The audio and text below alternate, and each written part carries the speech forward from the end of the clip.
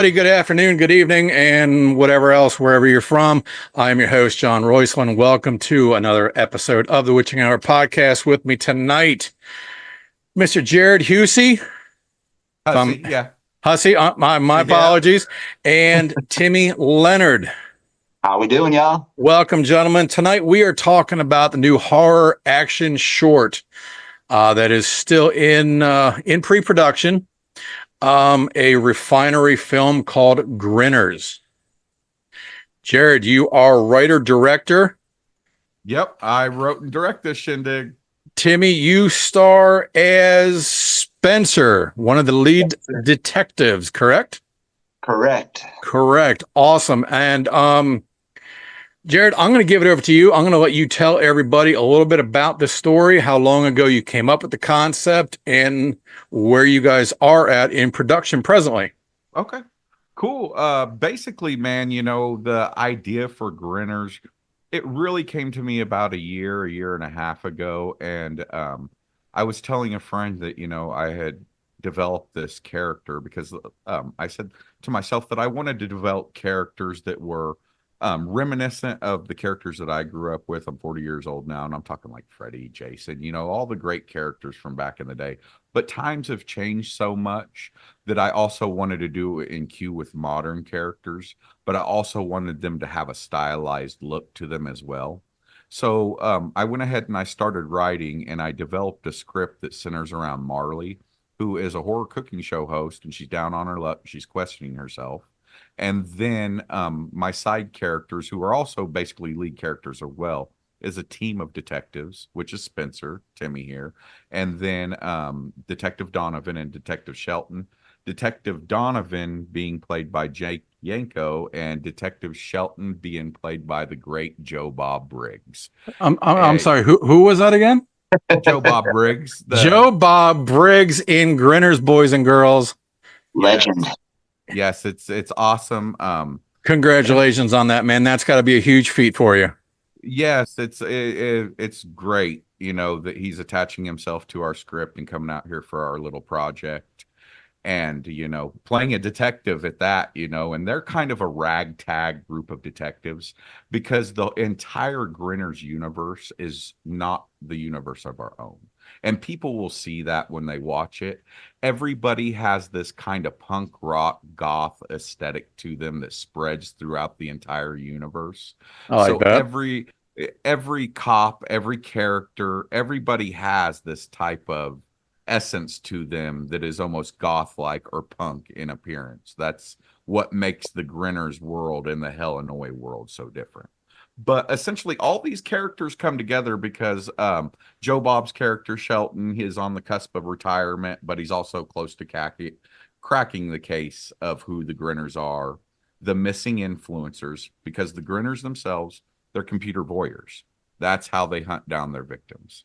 That I wanted to go with a modern twist of who they pick, why they pick them, and what they do. And essentially, that's what they do. They're computer voyeurs that hunt down influencers, and they're cleaning their own slate as they see fit. And that's how the story goes with that. I like that, man. So you've got all kinds of mixes coming in through this. I mean, you've got horror, you've got action, you got almost a touch of sci-fi.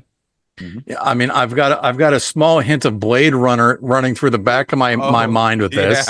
Yes, so this is awesome. So Marley is played by Magdalena Conway, correct? Yes, Magdalena Conway. She's a great actress out of Chicago. She's been in a lot of the Astro Star stuff here in Illinois, the Astro Star Productions. Dance of the Corn Zombies, and a few other movies like that. And she was in my last short film, In the Middle of the Night.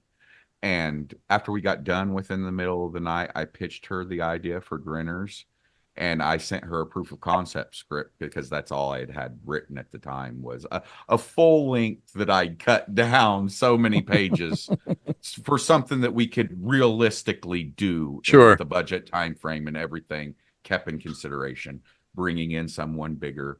but still keeping a quality production at the end of the day. Right. That was my main goal amongst everything, and being true to horror fans.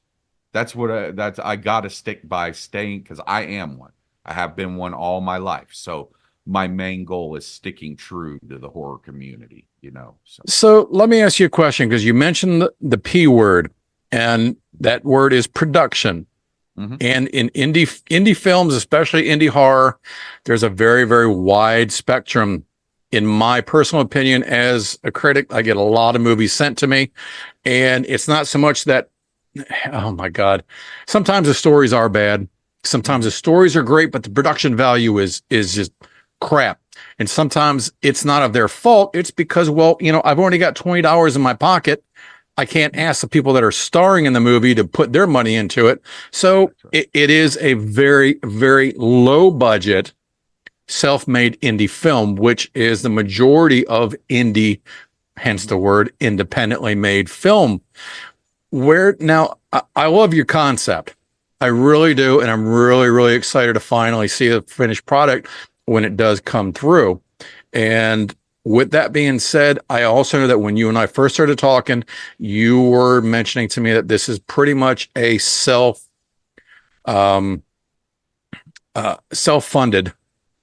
film. Oh yeah. I'd say so. With that being said, where do you kind of balance out your production in quality and so forth? Okay. I look at it like this: with the advent of modern technology, there's tutorials everywhere, whether it be YouTube, internet forums. Go classic and buy a book off Amazon or rent it from the library. You get what I mean? Sure. There's also great guys out there who give guides, like Jason Horton over in Indiana. He has a YouTube channel that goes more into detail about that. But right now, I think that we're on a cusp that there's a low class of filmmaker, a middle class of filmmaker, and then of course, we have stuff that is bigger budget. Sure. Even low budget is $1 to $2 million, which of course we're in the micro budget range. But I look at it like this, and you can see that within the middle of the night. We shot in the middle of the night in one night with a crew of 5 people. Okay. And it turned out amazing. We already got us selected for the Chicago Horror Film Festival for it, the Calgary Horror Film Festival for it, and then 2 more that I can announce once they Film Freeway announce them. And you just made that last year in 23, correct? Yeah, in September. We made that this past September. Wow. And more than anything, preparation is key. Mm-hmm. And like I said, you can advance your skill set through tutorials. There's no reason to hinder quality just because you feel like you're on a budget. Like right. You said, you see a lot of movies that are straight up filmed in the daytime with no 5-in-1 diffuser on set, so the scene gets blown out. Right. Or someone has the rig on their shoulder the entire shoot, moving around with a 50 millimeter lens on it, and they don't change, or they don't try to think about the composition or their framing or anything like that. Or your actors aren't mic'd and the mic is 10 feet away from them and you can't hear a word they're saying. Exactly. Right. And I look at it like this, my grandpa was a lover of cinema, so I got to watch a lot of great old films growing up and reading those title cards. And a lot of great movies had bare bones cast and crew to them, and that coming up with quality, amazing films. And there's no reason that anybody watching can't do the same. You got to learn, and you got to be willing to say to yourself, I want to work with people better than me, and I'm willing to learn more every day, no matter what. And that's the way I see it. And you don't have to sacrifice your quality on your budget, not at all. So then with all that being said, how'd you end up with Timmy? Timmy, I've known Timmy. I'm kidding.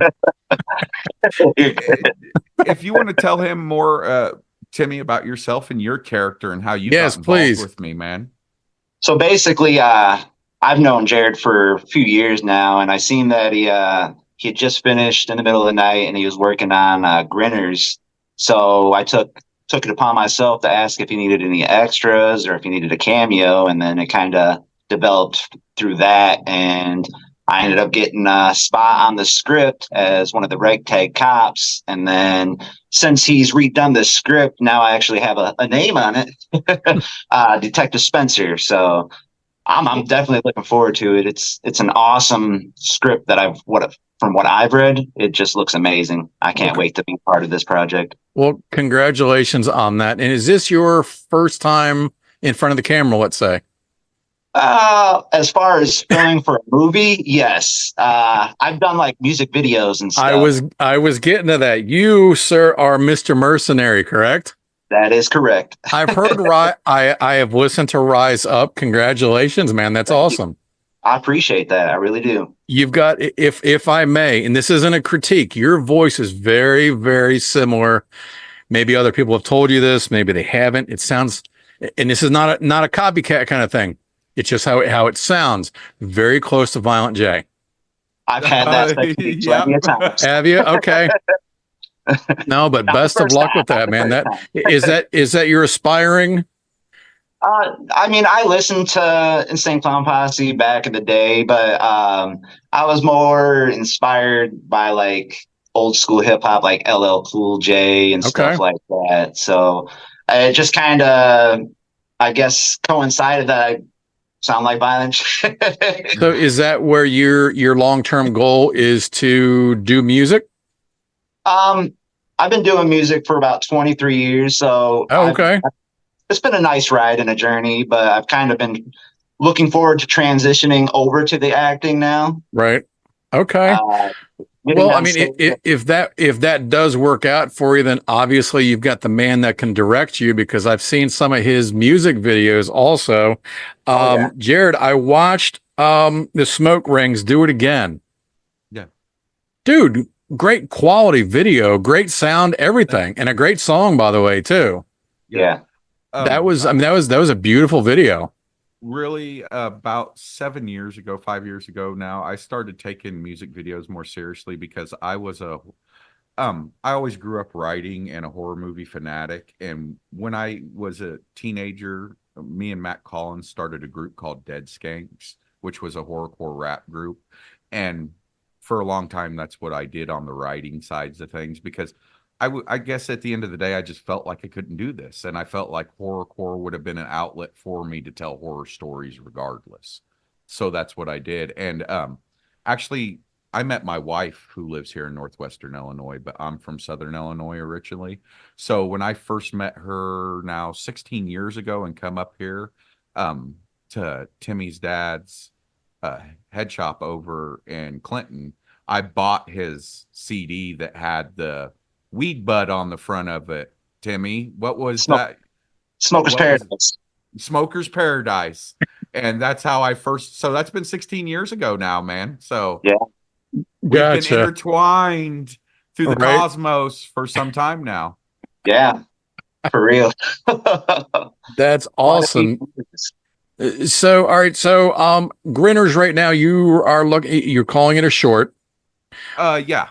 About so 40 minutes roughly. I'm sorry? About 40 minutes is about 40 minutes. Okay. And what is your end goal for this film? To be honest with you, the end goal of this film is to bring horror fans a new set of characters that is going to expand in the horror universe. And when you watch this proof of concept short, you'll understand what I mean by that. I've wrote this script with everybody in mind in the horror community. Number one, I mean, just the story, it surrounds a horror host that's down on her luck. And then I've also wrote everything to follow more in the future. I want to expand on the Grinners universe eventually. And this is my way of getting eyes on the project, essentially. I want people to bring this home and make it a new age modern horror household name. Days of the Dead will release Grinners, which is November 23rd. I'll have a cut ready to go for Days of the Dead. And the Grinners will be there in costume. I was going to ask if you were going to be doing any horror conventions then. That's awesome. Yes, Days of the Dead, November 23rd. It will release there. We'll have some Blu-ray copies and some DVD copies as well. A limited run on that because it will be the Days of the Dead cut only. So you'll only be able to get that cut there. And I will do other cuts that will release down the line, but it's my way of also giving back to the fans. Sure. I want to hear what they think about that. Mm-hmm. And then while you're there, you can get a free picture with the Grinners. They'll be there in costume. Nice. So, and it's Terrifier. It's the Terrifier 3 release as well. So Art the Clown will be doing that. Yeah. So yeah. Very nice. I think they charge, of course. We won't charge. Come on down the Refinery Films booth. Talk Right. to us, get a picture with the Grinners. It'll be playing. I'll have a screen set up and it'll be on a loop playing, once an hour or whatever. What I mean? So people can come by and literally, if they want to stand there for the 40-minute cut, they can do that as well. Well, speaking of, now I know that you guys had an Indiegogo going at one point. Yeah. That has ended. Yes, it did, because it didn't gain much wind. So are you trying, or are you reaching out to any different venues for hopeful funding or more crowdfunding, let's say? Essentially, yeah, we're going to relaunch an Indiegogo campaign on July 21st that's going to be more cohesive with better perks, offer all the perks we did before, and then secret perks for the people who already donated. And we're still going to keep things very affordable over there, because at the end of the day, I was able to fund this myself and get private investors. But of course, crowdfunding, it brings me the ability not only to bring money back to the project, but also let the fans put their name behind the film. Mm-hmm. I like the personability to crowdfunding. I like meeting the horror fans. I like meeting the people. I love it when people are behind my idea, and we all start to dance with each other in the universe, and we're bringing something special. And some people out there don't have the opportunity. I always say, when I woke up today, I don't have to do anything. I don't have to be a horror guy. I get the opportunity, and it's the gratitude from the fans, because without the fans, the Grinners are nothing, man. Without the people that have seen the Grinners so far and clicked with it and loved the micro short that we posted, which essentially the micro short that we posted was just their little introduction of what they do in their day-to-day lives. It's a music video, essentially. It didn't need any words to show you what type of horror villains the Grinners really are, which are horrific and weird and different, and they got a mix of old school and new school. And well, I definitely commend you, man. I mean, because that's something that I have been looking for and dying for, and it's nothing against Art the Clown.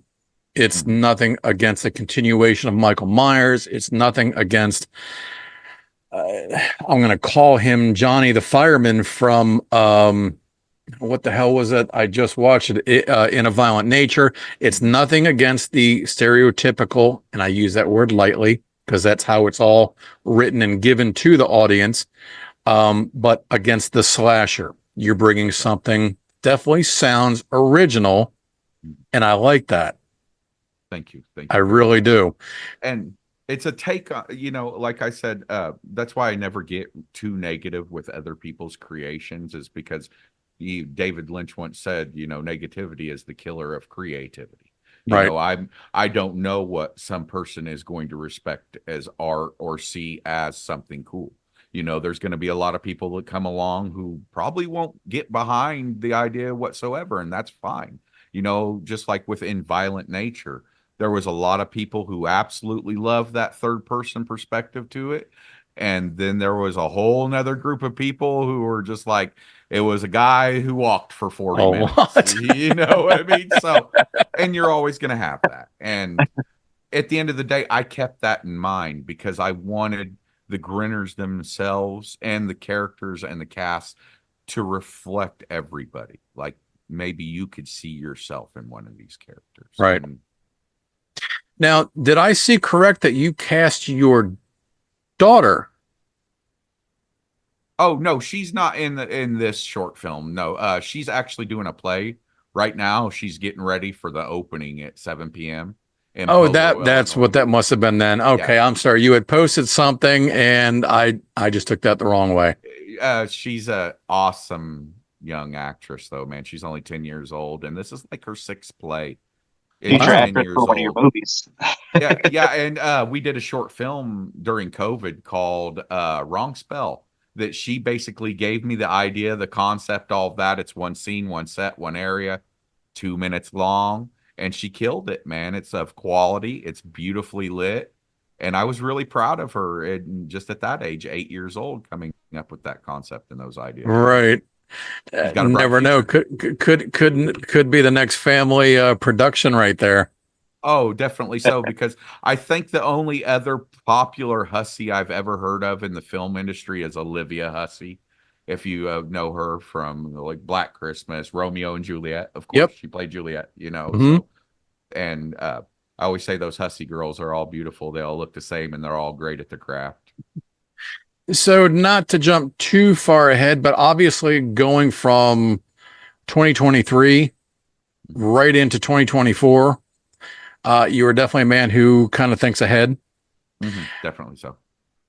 With that being said, do you already have something in mind for after Grinners, or something Oh, that yeah. maybe you've actually already started writing on the back burner?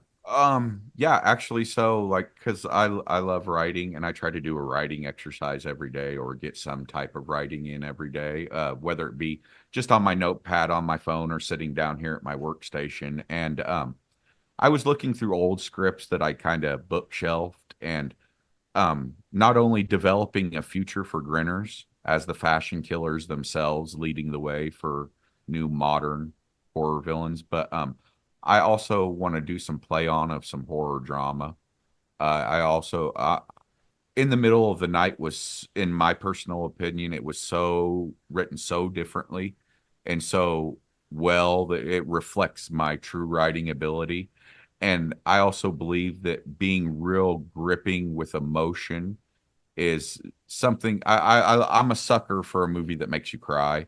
You get what I mean? I love movies that just whether it's that person you hate and you're like, oh, I hate that motherfucker, or like Joffrey from Game of Game Thrones, of Thrones. Yeah. Right. I fucking hate that I son of a hate that bitch guy. every episode, to where you're watching when you're watching a good drama or comedy or bromance or whatever, and it hits you in the feels and you can relate with it, man.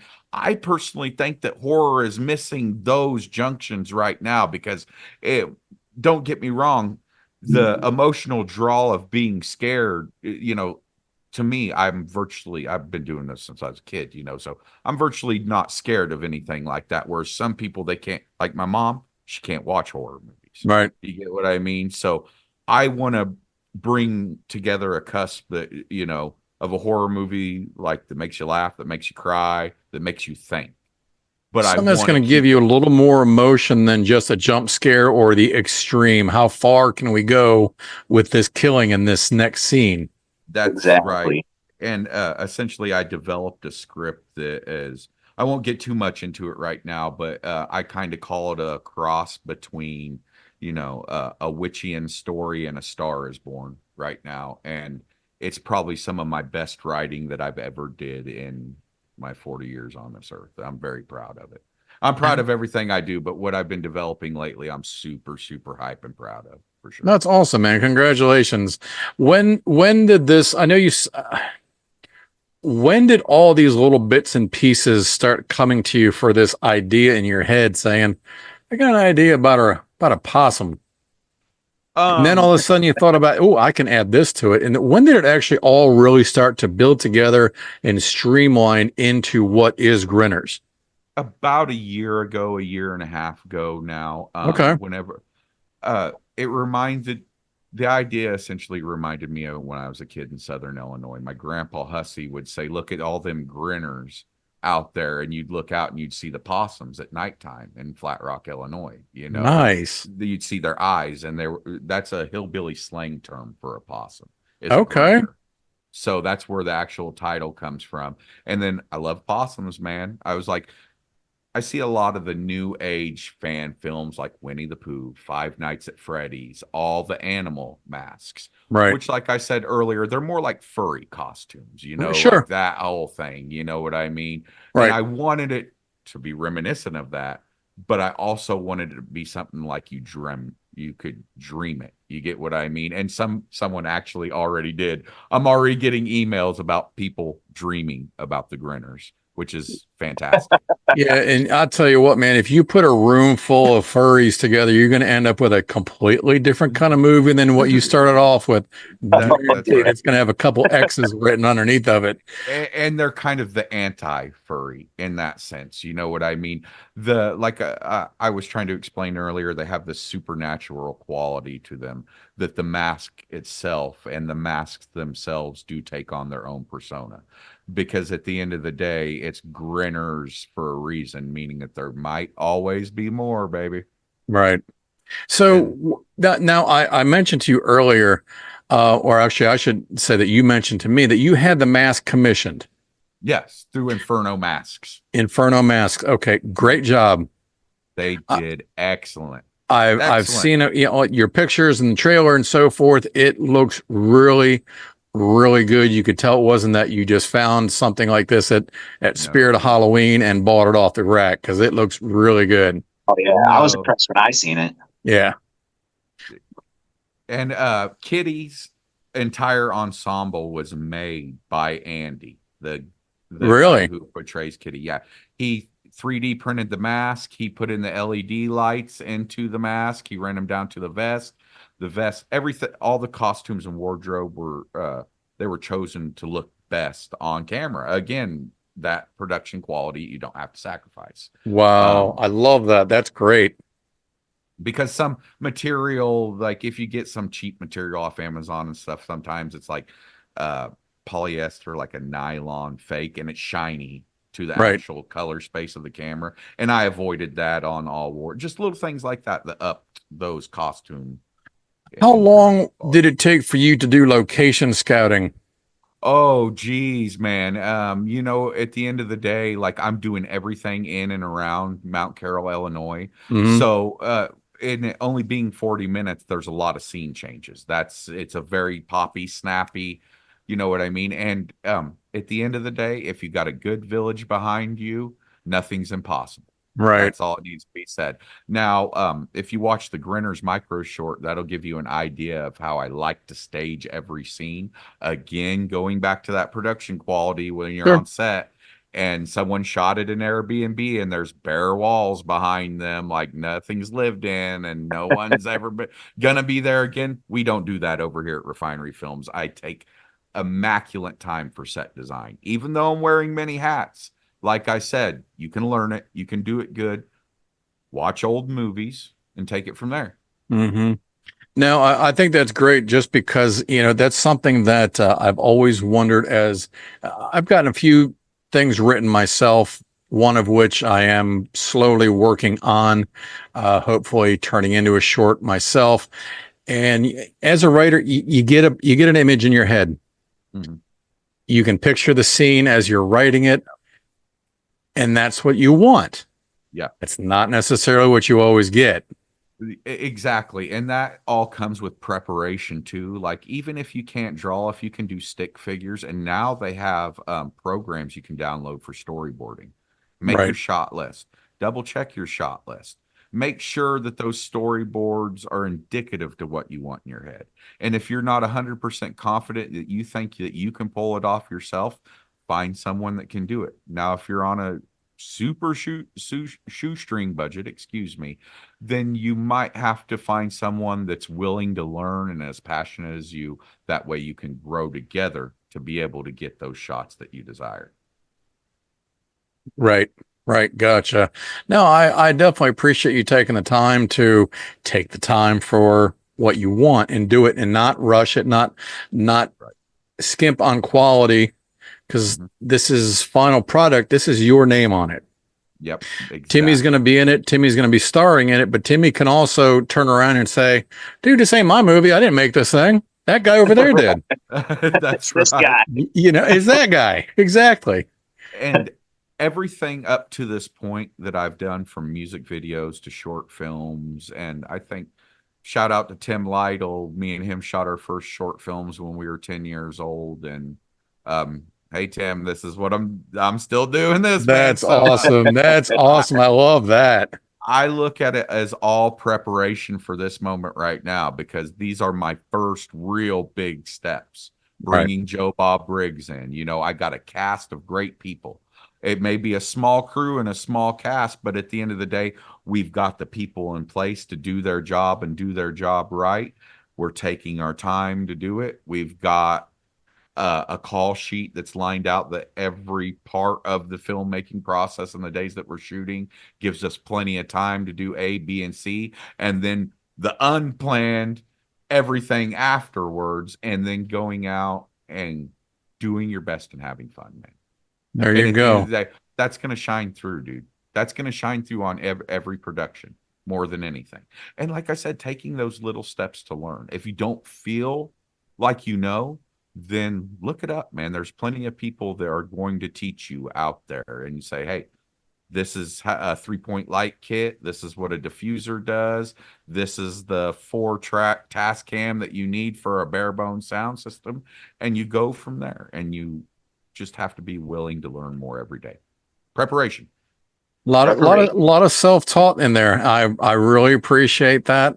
And, you know, I mean, you definitely have your vision. You got your goal, something you can do, your finished product, be proud of and make that memory with. Man, I got tip my hat if I was wearing one to you. That is awesome. There it is. Timmy, I appreciate you being my side partner there. Always got my back, don't you? Yeah, I got your back. So with Days of the Dead in Indy, I know we're getting ready to start running short on time here. That'll be the big release. When can folks at home, will this be available for purchase? Because I know this is a concept and that you're looking to possibly make it into a bigger full feature. That's right. Do you have plans on Tubi or anything on, to be streamable? Next year, I will. Essentially, we're going to go ahead and we're going to do a convention run with it in physical media, because I'm a firm believer in this household, buying records, vinyl. I see right behind you. You know what I mean? Keep it alive. Right. That way we can stir up some commotion with it, and then put our feelers out to get a feature length made, a feature length sequel to this. Right. So this would be the initial, hey, the introduction to them, and then we would go into the full length movie that I have written. But my main goal with that is to have a physical media run, offer at Days of the Dead and a few other conventions I'll be at. And then spring, summertime, after we've did all that, then we'll release it to Tubi and other streaming platforms. Okay.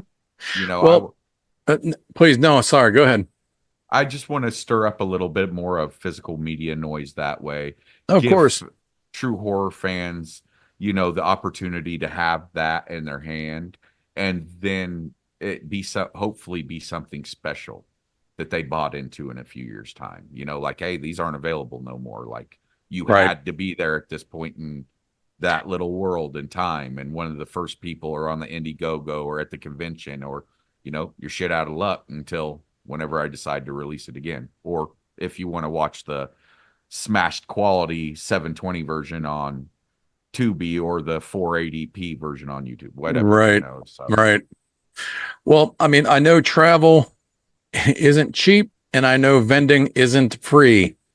Anything I can help you guys with in the future, please knock on my door. You're always welcome here. If you guys decide to ever come out east, my tri-state area, I'm located in Maryland, so there's some great conventions between in Maryland, DC, Virginia, Philly, Jersey, so forth. Some great horror conventions. Anything I can do to help you guys out in the future, please let me know. Feel free. Awesome. Appreciate it, John. Thank you very much. Of course. Timmy, we haven't been able to get you to really stop talking for a couple minutes now. I know, right? I'm just talking up a storm here. Microphone hog over here. I'm just letting Terry go.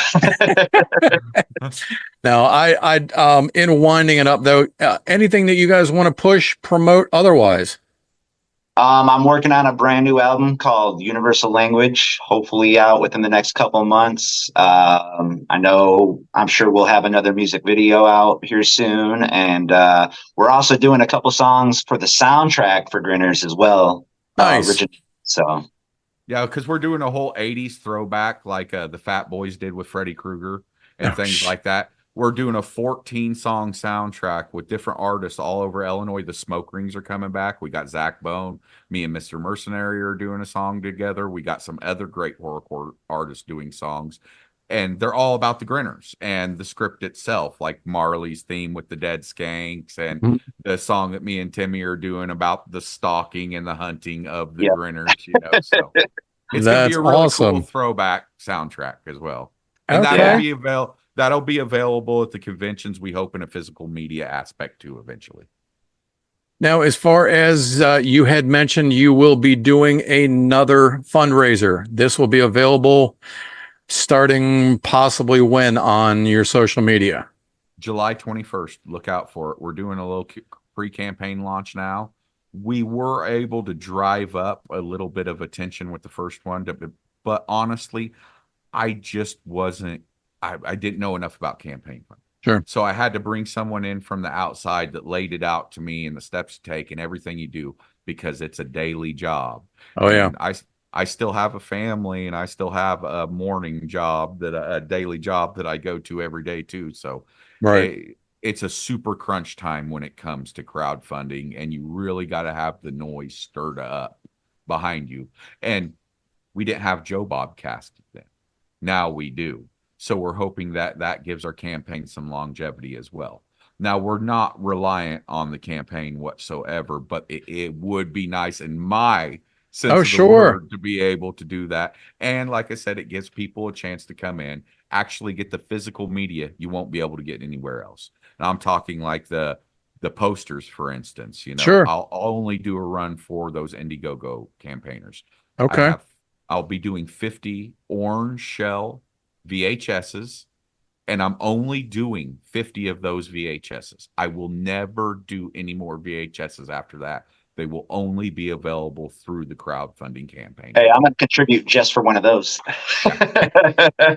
You know, so it's little things like that I want to make special to the people who are campaigning. I don't want them to show up to Days of the Dead and be like, well, there's all the shit that I could have just stayed and did this. I want to make it inclusive. If it's limited, it's limited. Damn right. There you go.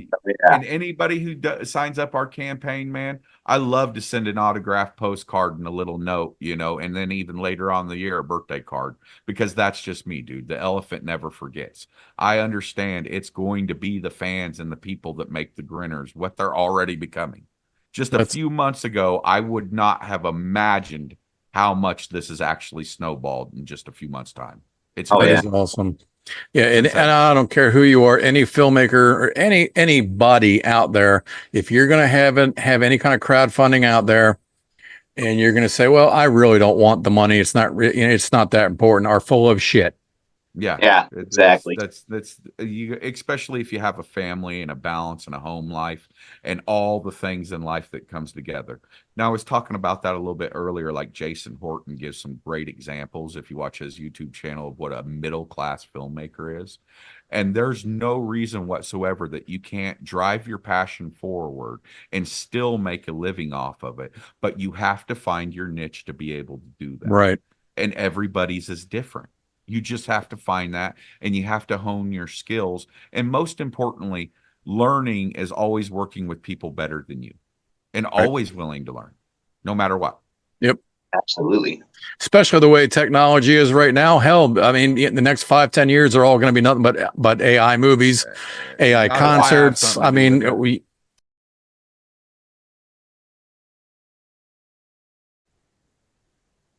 all right, you guys, we are back. Appreciate and sorry about the break there. A little technical difficulty. So fuck you to Zoom for screwing my guests and I on a Friday night like that, for not giving us any notice about editing and closing out the video. But we are properly back to say goodbye to all of you viewers, all you beautiful horror fans that are out there. That one person that actually watches this show, I definitely appreciate it. And thanks for sticking around. With me tonight, Jarod Hussey, writer, director from Refinery Films, his upcoming film, Grinners. Co-star to my left, Mr. Timmy Leonard, also known as Mister Mercenary. There you go. Gentlemen, final words for you tonight. Hey, thank you for having us on, man. This is what it means in the horror community more than anything, is just being a community at most, and even if it's just one person that watches this podcast, I hopefully that one person jives with what we say, man, and feels what we feel, and hopefully they watch Grinners, man. Well, I definitely appreciate the support as well. And, you are right. The horror community is like none that I've ever been a part of. We might not be some of the brightest or richest people out there, but we are always a very tight-knit community. I'm glad to be a part of this community now, being my first film and everything. I'm excited. So there you go. And Timmy, congratulations on that, man. Seriously. Jarod, gentlemen, I wish you both the absolute best of luck with the film. I'm very anxious to see it. I think my dear friend, Tony Covington of Hack's Horror Show, host of Hack's Horror Show, will actually be at that show, if I'm not mistaken. So I'll definitely have him stop by and shake hands and say hello to you guys as well. Jarod, congratulations. Joe Bob, that's huge, man. I'm not saying that he is making your film a great film, but it's definitely adding to it. Let's say he's going to bring longevity to it. No doubt about that. He's going to bring longevity to the film. He's going to bring eyes to the film that necessarily, it's very hard. This is also a very big community. There's a lot of projects going out. Yes, there are. And just his interest, just him garnering interest in the script to begin with was an honor enough for me, let alone now that I have him in my film. It's awesome.